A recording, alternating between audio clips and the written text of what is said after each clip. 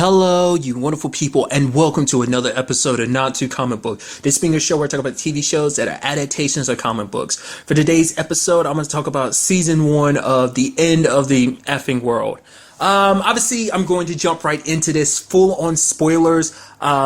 If you have not seen the entire season, then do not listen to this because I will be listening, offing spoilers. But really quickly, if you have not seen this, I highly recommend you check this show out. It's very entertaining. It's very surprising in some regards. Obviously, for the more spoiler stuff, I'll kind of get into what I mean by that exactly. But it's a very interesting show. I've never read the comic book that it's based on, but I went into the show knowing very little, a little bit I've seen here and there from trailers and stuff like that, but that was about it, and I still walked away very surprised. So if you've not checked it out, I highly recommend you check it out. It's kind of a bit of a dark comedy in certain aspects, but I'll kind of get into it. So nevertheless, entering spoiler territory now. So if you're sticking around, that means you've seen everything. Do know I'm not going to talk about everything in any particular order, just as it comes to me. So that's why I'm if you haven't seen the entire season, do not listen to this. So you have been warned. Spoilers start now.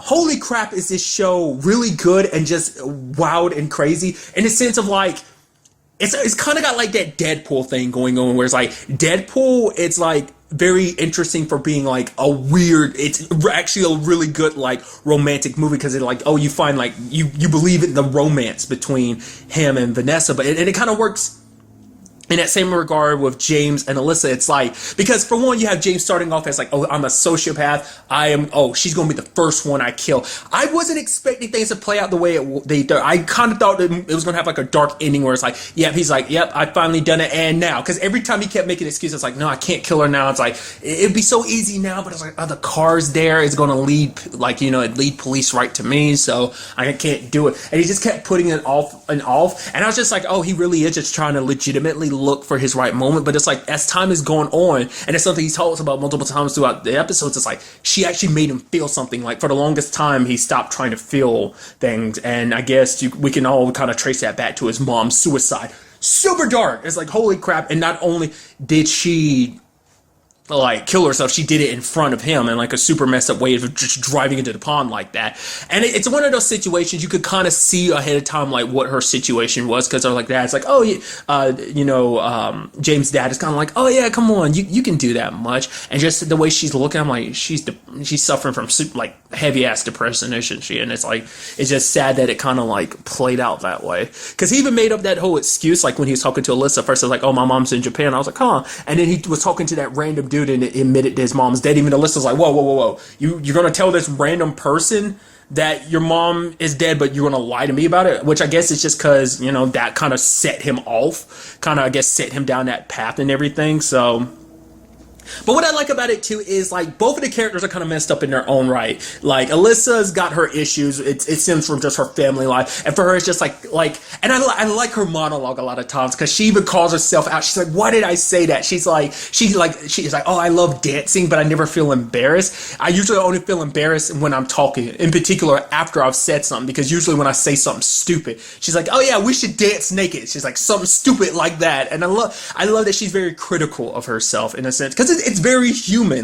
The fact of the matter is, especially you're this awkward teenager and it's just life isn't the way you want it to be. It's you have your friend literally text. It's I'm right here. You texted me. So I'm sitting in front of you. It's I guess that's just kind of supposed to represent I don't know if that's just supposed to be a millennial thing, which, I'm saying that as a millennial myself. I don't know if that's what that's supposed to be, or is that just a teen thing in general. But it's just kind of I just love that she was just wanted an escape, and just wanted to find something, having that terrible stepdad that she has, Tony, being such a garbage human being. It's oh, what did she get into now? It's oh, how long has she been missing? Oh, you didn't file any reports or anything. It's and even when she called, he was oh yeah, your mom just want to talk to you, and it just hung up, and her mom just accepted it. It's still not 100% sure the dynamic of that relationship. It seems like a situation where it's he took care of her, so it's kind of okay, he makes the rules. He's a very controlling guy. Whether he's abusive or not, I don't know, but it seemed like he is a very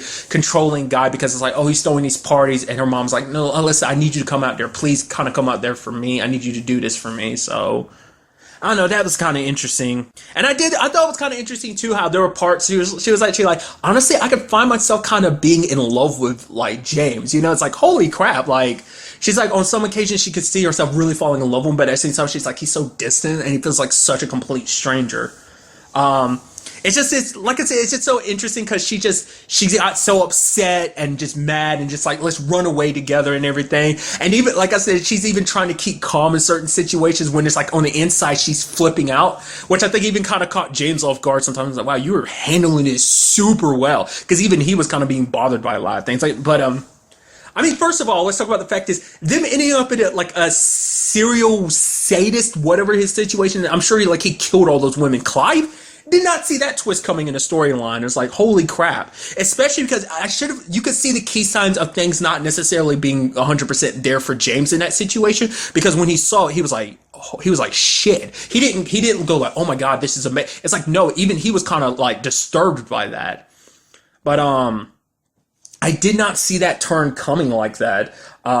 But it was kind of interesting that he did protect her. It's like you explicitly started this road trip and you brought her along because you had it set in your mind. Oh, I'm going to pretend to be your girl. I'm your boyfriend. I'm going to pretend like, oh, we're so in love and everything. And I'm going to kill you the moment I get a chance, you know, because he's killed animals and stuff before. Even this whole hand situation, putting his hand in grease just to feel anything, which is like super sad. But what I loved about that whole situation is the fact is that was a precursor for him to realize I'm not actually a psychopath. I think I am. I think I kept using sociopath, but psychopath. Like he thought he was one, but turns out that's not the case. I am just because he was just a kid that was hit with a trauma. I guess arguably you could say at most it's like PTSD, but it's just like after seeing what happened to his mom, he just numbed himself. And I thought it was kind of heartbreaking too. He was like, yeah, he hated his dad because it's like his biggest problem with his parents is like, well, what his mom did. And also he blamed his dad for like you being the one that's still here and not mom, you know?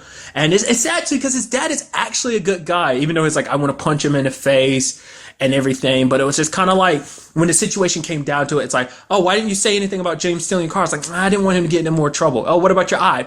I kind of got in a fight at the bar. Did James do it? Nah, he's a good kid. He's a good kid. And it's like his dad constantly stuck up for him. And I think that's something that caught James off guard. It's like, whoa, you got that picture from my dad. My dad doesn't keep pictures of me in his wallet. It's like, holy crap. Like, I think it kind of gave him a different perspective of realizing, like, holy crap, my dad's not as bad as I thought he was. It's the same thing for Alyssa. It's like spending time with her dad, who was just kind of longing for her love and everything. And I appreciate it too that James could see what she couldn't, just because she was caught up in this fantasy. It just, you know, we all had that fantasized notion of love in particular relationships. In her case, it was her dad. Her dad hadn't been in her life since she was 8 years old. And in her mind, it's like, oh, my dad was so good. He gave me such good advice. Like the whole, like, okay, if it's a chain, it's okay to like just kind of eat food and ditch because you're sticking it to the man. If it's free reign, you don't have. I forgot the whole like saying he said. It was just something kind of stupid because apparently we find out later on Leslie, her dad, ends up taking his own advice. He quotes himself too, which is a little messed up. Turns out he's a drug dealer too, but I was like, oh man, everything's fun and like nice. I did appreciate it too that she was actually scared to go visit her dad because she was like, well, what if he doesn't want me? What if he doesn't recognize me? It's been a long time and everything. So. But then you find out that, no, he's kind of a piece of crap. James could kind of see it from the beginning, but, you know, Alyssa had rose-tinted glasses on because it's like, oh, my God, things are amazing, so much fun. Dad is so much better than Mom. I don't have to deal with the BS that's back at home waiting for me with Tony, my mom, and the twins and everything, which is super messed up because it's like, oh, could you give us a more recent picture of Alyssa? And they look around, and it's like, oh, there's no pictures of nothing but the mom, Tony and the twins, and it's like Alyssa, she has to go upstairs to get pictures of Alyssa, and it's just like you never get to see it, but I hope it like by the time like everything's said and done, like her and Tony are done, because it's like he's such a piece of crap. It's like, oh, you suck. But overall, like I said, like that whole romantic angle kind of caught me off guard because you can definitely see it within James, where it's like, holy crap, like he started opening up more, because a lot of times when he communicated, it was like, yeah, okay. And it was something that was kind of sad about him. It's like, I kind of go with whatever happens, no matter what it is. I don't know why, I just do. And we saw that with the whole situation in the bathroom, but that was just like also like how everything worked with him, like with Alyssa, just like, oh yeah, sure, whatever, to kind of please her. But then he started being more open with her and talking to her, opened up about his mom's situation. Like, oh, it's like night and day. It's almost a different kid, especially the dog situation that broke my heart. He was thinking about it, and he's like, it shows him like killing an animal, but he can't do it. He's like, I can't do it. And she's like, are you crying? He's like, no.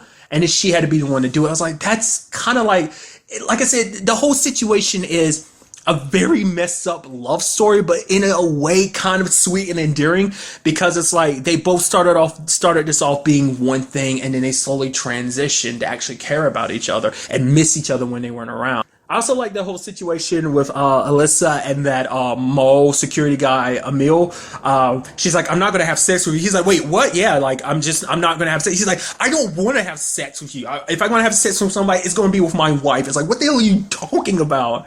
But good guy, Emil, because I love that whole situation of like, she was running away, she got away, and then like she sees the little girl that's missing, and she goes, and brings her back, and it's like, yay! A good guy, Emil, lets her go eventually. So I thought that was pretty nice. Like, as I don't steal, I mean, she immediately stole a bra afterwards, but you know, I think we could all kind of let that one go. So another highlight for me is the Frodo situation. I was like, oh, we set Frodo up to be like the third wheel in this whole situation, and they ended up leaving him behind. I felt so bad because he locked his mom up and everything. He's throwing like candy bars and stuff on the floor and just drinking stuff from the back of the gas station store. And I'm just like, that sucks, Frodo. It would have been so fun if you could have tagged along, but sadly, that's not the case. This is kind of their story, not his. I was like, oh, that would have been so much fun. I was like, are we getting a third wheel in all this? But sadly, that wasn't meant to be. So I do like that the show does kind of cut back and forth between like present day and like, because you're kind of hearing the story from afterwards, because it's kind of them kind of giving their thoughts like afterwards. Well, you're getting their thoughts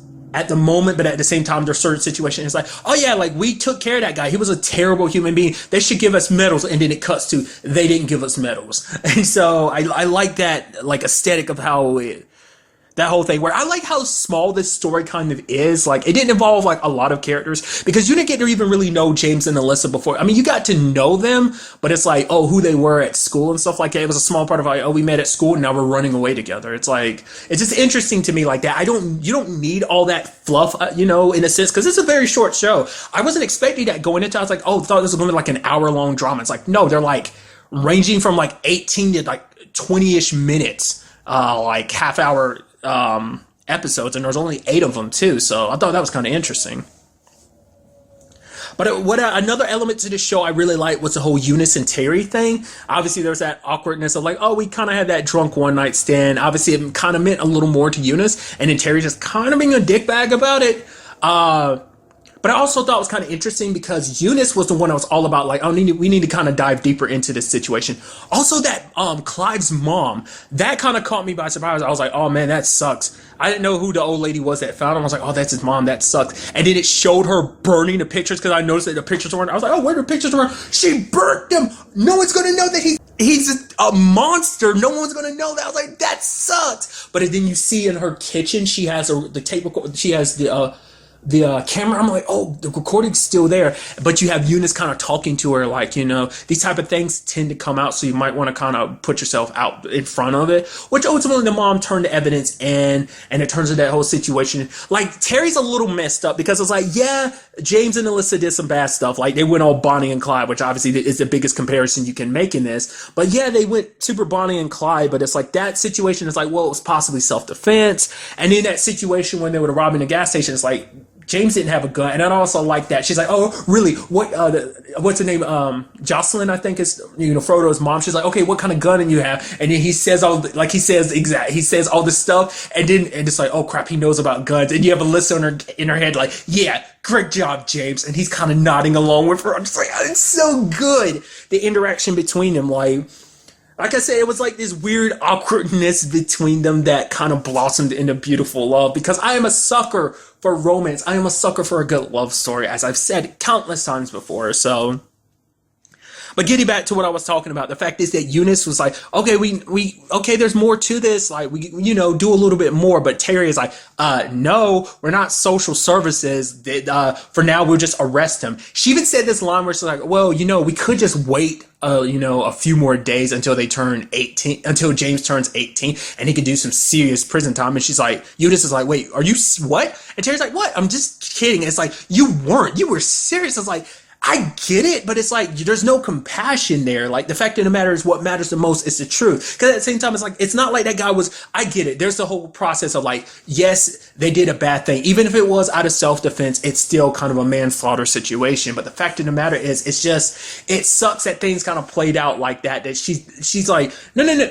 Because it kind of, like I said, it doesn't seem like Terry's kind of a good person. Because then she's kind of like, she's on a date and everything. She's not really responding to anything between her and Eunice and stuff like that. Because she's like, I don't regret it. I just wish it never happened. It's like, that's worse. I feel like, you could have found a more tactful way of saying that. You didn't have to be a complete utter douchebag about it, So, I don't know. Like, Terry just rubbed me the wrong way, And then later on having that line of like, oh, do you want to share a room or something, for tax reasons? I'm like, you literally just said earlier in the season, like how you regret it and wish that, well, you didn't regret it, but you wish that whole situation didn't happen. And you almost see Eunice being like, are you serious? 2 separate rooms. Because it was almost like you wanted that to happen again. It's like, oh, we're here. Why not have a little fun? It's like I said, it doesn't seem like she's, I don't know, But I do appreciate the fact that Eunice tried to help things out, especially with James and Alyssa. And you had Alyssa's dad being there telling her not to trust him and everything, even though he's the one that called the cops. Because it's like, well, Alyssa didn't do anything. Everything was on James and everything. I did like the twist of finding out that he had another family and stuff like that. Because I was curious why, like, the girlfriend didn't say anything. Like, his ex-girlfriend, like, it's like, oh, the cops showed up, but she didn't say anything. Because even though, like, Alyssa and James had been there before, and she knew exactly where Leslie was because she actually sent them his way, So I thought that was kind of interesting. But the reason why is because, well, that's her baby daddy, and he is not around a child. He's literally the same age as Alyssa when her dad left out of her life, and it's like, God, I was like, you see, there's a pattern here with that whole situation. It's like, and for him, it's just anytime things get a little too rough, things get a little out of hand, he bounces. And in said situation, he bounced and ended up running over said dog that they kind of had to put down, so. And they're like, yeah, you actually killed a dog. He's like, I did? And he's laughing. I know I shouldn't be laughing about it. It's like, really, dude? James is supposed to be the psychopath, and he kind of broke down with the whole aspect of like, oh, I can't kill this dog, and you're laughing about it. And he's like, oh, I was pissed. I'm pissed drunk, kind of out of my mind and everything. So I also like the twist that it was like, no, it kind of coincided with the fact is their parents aren't as bad as they think they are. With the whole fact is that it was her mom that actually sent those cards. I was like, dude. So her, she kind of was under the impression, it kind of flipped everything upside for Alyssa, because it's like, she thought her dad was awesome. He was going to be the answer to everything. But it's like, no, that only works because he wasn't in your life. He wasn't around for you you were super young at that time, so you didn't realize how much of a piece of crap dad he can kind of be, which he has his moments of being a cool dad. Because I guess because he wants love. It's kind of that situation. You want to be around for the good loving times. You want to be loved because there's just something broken and missing inside of him that he wants Alyssa's love, but he doesn't want all the responsibility. Because in his case, it's like she's 17 years old. In his son's case, it's like, well, he's 8, so that's responsibility. I don't want to be caught up in all of that. It's like he wants to be free and do what he wants to do, So kind of that whole leaving responsibility behind and everything. Also, kind of cutting back, I also want to talk about that Topher situation. That I could feel so bad about that situation because Alyssa brought him over just kind of like a middle finger to James, and James was starting to feel things for her, and he put flowers in that pot, that plant thing for her, and is about to hand it to her. It's like, yeah, we're about to go upstairs and have sex, and it's like, I was like, oh, that sucks. It's like he's starting to feel, and things just kind of played out like that, but like I said, pulling into that whole Bonnie and Clyde situation, they try and run. I'm sure things didn't kind of look good for them when Leslie kind of passed out from pulling a knife out and he started bleeding more. It's like, Eunice literally told you not to do that and you did it anyway, so I'm guessing he's still okay. But James taking a fall where he's like, nope, it wasn't you. Like, just say that I kidnapped you and everything, that because none of the stuff that happened was all because the murder as well as the robbery were all on him because it was him in the footage that was kind of like, oh, like it's all, well, not the murder situation, but it's like it was all on him because it was his knife and everything. So he ended up knocking her down and running, and it's just like the show ends with the gunshot and cuts to black. I was like, really? You're going to end it like that? I was like, don't do that. This shit was so good. I don't know what they're going to do with that, because prior to me watching the show, because I try not to look too much into it, was that I ended up finding out that the ending was changed. In what regard, I don't know. Once again, I haven't read the comic book that this is based on, so I have no idea what that's all about. But I'm curious to see what that means, like, because obviously I think this is coming back for a second season. Like, some of the stuff I've seen hasn't really expressly said that it was canceled yet. I mean, it might be in a process of being like whether or not it gets renewed or not, but I really hope it does, because holy crap, this is ridiculously good. And I'd be curious to see what they do with it. Like, because like I said, I went into this not really knowing what to expect. Like, legitimately, I thought it was going to be a twisted ending where it's like, yep, he ended up killing her. Like, he ended up going down a psychopath route. But it's like, no, like, the whole journey taught him, it's not always the destination, it's the journey that matters the most, I don't know what's going to happen with that. Like, it seems like it might be implying, like, definitely James got shot, but the question is he dead or, what? Because I'm curious to see what they plan on doing with, like, if they did have a second season, what would they do with it? Like, would it be like a kind of an anthology, like seasonal thing, like every season follows different people? Is it always going to be kind of a romantic, like, dark comedy like this season was, or is it just going to be kind of like different scenarios of people in this messed up world? I'm curious. I'd like to see more of James and Alyssa's story, but I'd be curious to see like where they would go from here, because it'd be like James locked up and everything. Or maybe it's like the next season could take place like after he gets released for the manslaughter charges or something like that. I don't know. With the way things kind of played out, it seems like that's the end of their story, and that a next season would follow someone else's story. I don't know. Maybe the comic book is like that, where it's like it's a multitude of different stories. Well, because it's also like a graphic novel, so it might have been like, oh, this might have been one graphic novel, which I've even talked about, like, I've talked about in the past, like, I've always like associated them being the same thing, comic book and graphic novel, even though there's differences. I know, like, I've read into it a little bit, but I just always associate it just because comic book's kind of the umbrella term. But I guess like maybe one part of the story dealt with this and another part is like someone else's story, so maybe that is something we kind of see.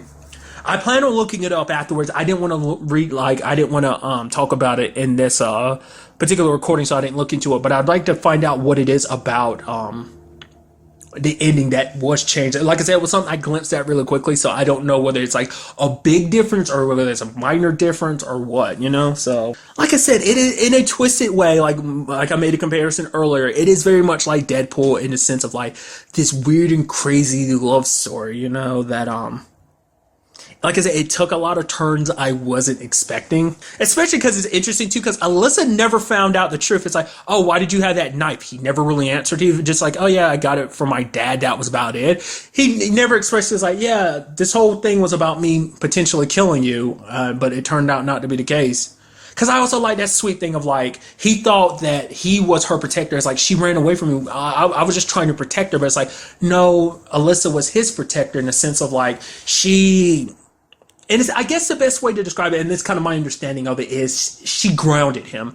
Whereas he was kind of always kind of in a tailspin. She kind of grabbed him and kept him leveled and balanced, I guess it's one way. Like, I don't know. It's kind of hard to put in words like what I'm really thinking. Like, I guess she protected him from himself, because he always had these dark thoughts that he was this one particular person. But after these events, like realizing how the fact that she made him feel something and made him realize like, holy crap, she's the one that's actually protecting me, So I would have loved to see what would have happened if they had gotten on a boat and were trying to escape. Like I said, very Bonnie and Clyde like. So, I mean, they've done some stuff. They've, hot-wired cars. I even love that whole situation of like Jolene was getting on them and everything. Well, I was calling her Jolene. I think it's Jocelyn, but like hot-wired a car and everything. Is like, oh, could you turn that off? And he's like, and then just kind of mess with the wires. It's like, oh, how did you know how to do that? It's like, well, I know how to do taxidermy. I also know how to, cook. It's like, well, it was learn how to cook or get type 2 diabetes. So Like I said, when it's all said and done, I'm curious to see like what would it go for. Like, I mean, I'd be a little peeved a little if it was just kind of like a, yeah, this is how the story ends for them. There's no going forward with that. Like the next season would be a different story. Like kind of like the best thing I can compare it to, it's like American Horror Story, how they had different like stories seasonally. So I'm curious like that because I thought like legitimately from the title and everything, I thought it meant as like a literal like the world is ending, kind of like seeking a friend from the end of the world. I thought it might have been something like that, but it seems that's not the case. It's more of a metaphor, at least when it comes to the show. I'm not 100% sure with the comic book. I'd assume with the comic book, but nevertheless, in this particular case, it's more of a metaphorical, like, I guess, like, the world is kind of effed up and we're just kind of living day to day in it, and like, or like, let's run to the ends of the effing world type of thing. You know, I don't know.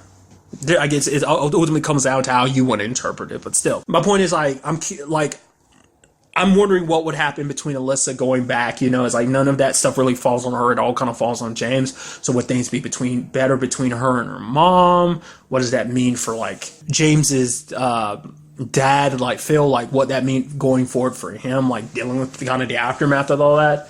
It might be a thing where, like I said, like next season be a different story, but they might reference it. It might all take place in the same world. Like while the events of season 1 are happening, the events of season 2 are happening. So you'll see on it like TV references to season 1. It's like, oh man, James and Alyssa just robbed that grocery store. Like while these events are happening for season 2's characters. Like I said, I don't know. We're just kind of have to wait and see. Like I said, I will do a lot more reading into it, but I just kind of want to get my thoughts out there completely first before I really dived into anything like that. So, and also that way it kind of gives you a more clear cut of being like, okay, this is 100% focused on this story and not like the comic book, especially if you're not familiar with the comic book, much like myself. I feel like I'm not explaining myself too well, but nevertheless.